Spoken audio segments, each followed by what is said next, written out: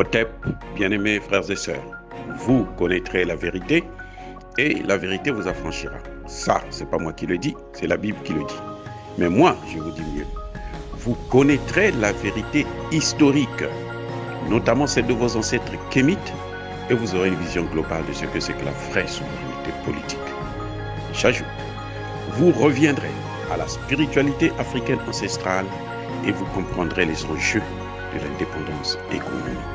Et pour terminer, vous accepterez votre identité culturelle kémite et vous obtiendrez deux choses.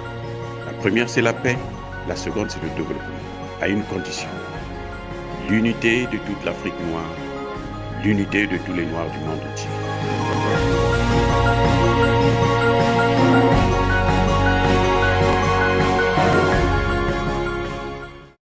Otep à tous.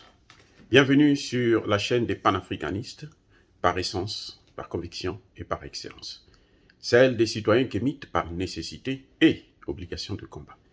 Nous sommes une chaîne qui n'est guidée que par nos ancêtres et rien que par les ancêtres qui appartiennent à l'égrégore du monde noir. Par conséquent, nous ne croyons en aucun Dieu venu de l'étranger. Toutefois, cette vidéo n'est aucunement destinée à inciter à la haine ou à la violence, car notre combat est politique, géopolitique et géostratégique contre l'impérialisme, le colonialisme, le néocolonialisme et l'endocoloniat. Sur la base du principe qui nous a été légué par nos ancêtres, ce principe fondamental qui est celui de la Mahat, c'est-à-dire vérité et justice. Nous vous disons la vérité afin que justice soit rendue à l'Afrique. C'est une façon pour nous d'apporter une modeste contribution dans cette noble lutte en faveur de la dignité, la souveraineté et l'unité africaine. Et ça, c'est le panafricanisme. Oh, bien-aimés frères et sœurs, encore une bonne nouvelle venant du Mali. Pour une fois, un pays africain prend ses responsabilités pour préserver sa dignité, pour préserver sa souveraineté. C'est aujourd'hui France 24 et RFI ont été suspendus au Mali. Et ça, c'est excellent. C'est une très bonne nouvelle. Parce qu'on ne peut pas continuer comme ça. Ces journalistes, en fait, ne sont pas des journalistes, mais ce sont des militaires en civil. Ce sont des agents du gouvernement français. Ce sont eux qui mènent la guerre à l'Afrique. Ce sont eux qui mènent la guerre contre les Africains. Ce sont eux qui mènent la guerre contre nos institutions. On voit comment maintenant ils invoquent ce que c'est que la liberté d'information, la liberté de la presse. C'est très rigolo. Quand à peine il y a quelques jours, on a suspendu des chaînes pro-russes, des chaînes qui donnaient des informations concernant la Russie. Et pourtant, on n'a pas nié leur plutôt professionnalisme. Je parle par exemple de Poutkin, je parle de Russia Today, je parle de RT, toutes ces chaînes-là qui émettaient en Europe, qui ont été purement et simplement, même pas suspendues, mais définitivement arrêtées. Parce qu'ils vous donnent l'information qui est contraire à la logique diplomatique de l'Occident. Vous voyez? Mais eux, quand ils viennent chez nous, ils viennent nous donner des leçons sur la diplomatie, sur la liberté de la presse. On a critiqué nos dirigeants. Aujourd'hui, nos dirigeants sont devenus plus démocrates que les dirigeants occidentaux, en matière de liberté de la presse en tout cas. Parce que les présidents africains aujourd'hui, vous avez RFI qui circule dans tout le pays et ils sont en sécurité, mais ils passent leur temps à donner des informations juste pour dénigrer un gouvernement et pour dénigrer un peuple et pour dénigrer un continent. Le continent qui leur fait vivre, le continent qui leur donne les moyens d'exister, de nourrir leur famille. Nous sommes conscients de ça, mais faites votre travail avec un peu d'objectivité, ne serait-ce qu'un peu.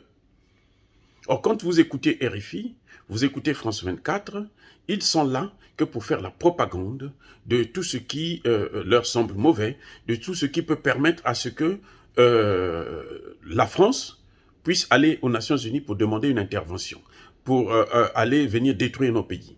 Ils n'ont jamais fait la promotion du fait que c'est la France qui a détruit la Libye et qui a amené les djihadistes, je parle de la France et de l'Occident, hein, avec elle bien entendu, qui a amené les djihadistes de la Libye jusqu'au dans le Sahel. Et maintenant, ils sont en train de les disperser dans le golfe de Guinée. Nous, on connaît tout ça. Ce n'est pas le manque d'information, non, on connaît, nous avons l'information. Nous connaissons, nous avons des éléments. Il y a des dirigeants aujourd'hui qui sont prêts, qui vous le disent la vérité.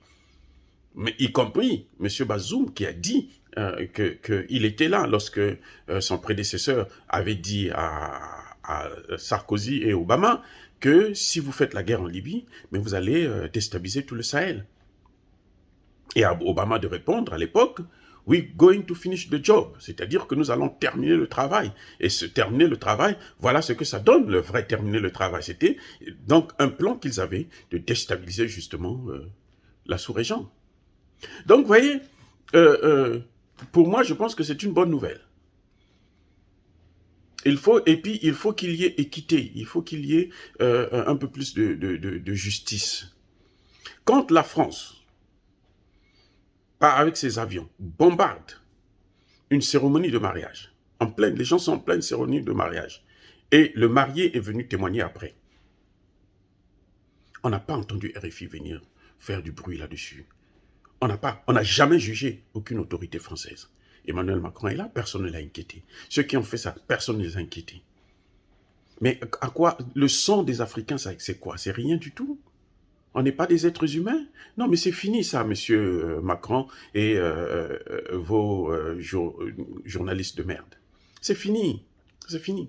Maintenant, on va vers un monde où le respect de la souveraineté des États, de la dignité des individus, des populations, est une obligation pour tous.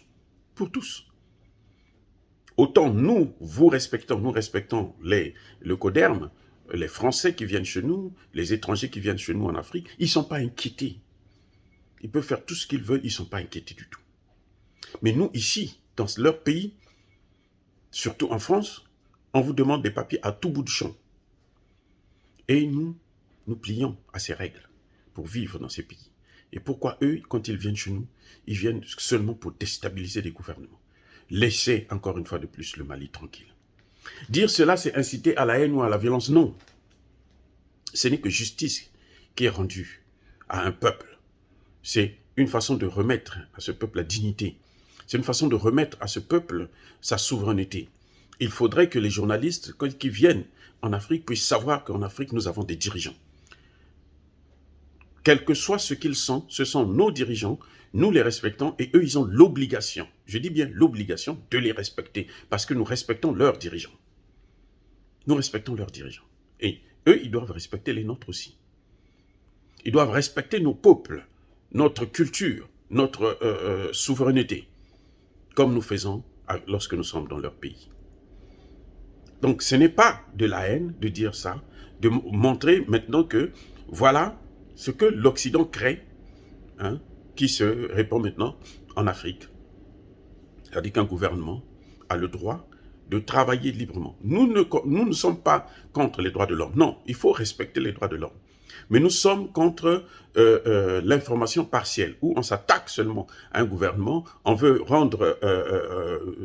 minimiser un gouvernement, humilier un gouvernement, humilier un peuple, humilier toute une culture, humilier tout un continent. C'est ça que nous détestons. Parce que ça, c'est contre le panafricanisme.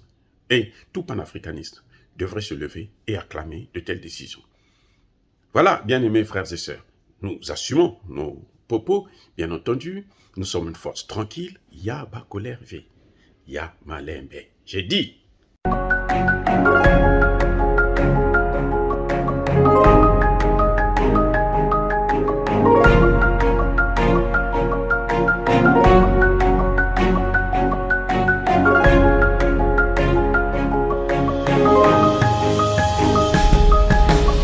Eux, ils marchent par la foi et non par la vue.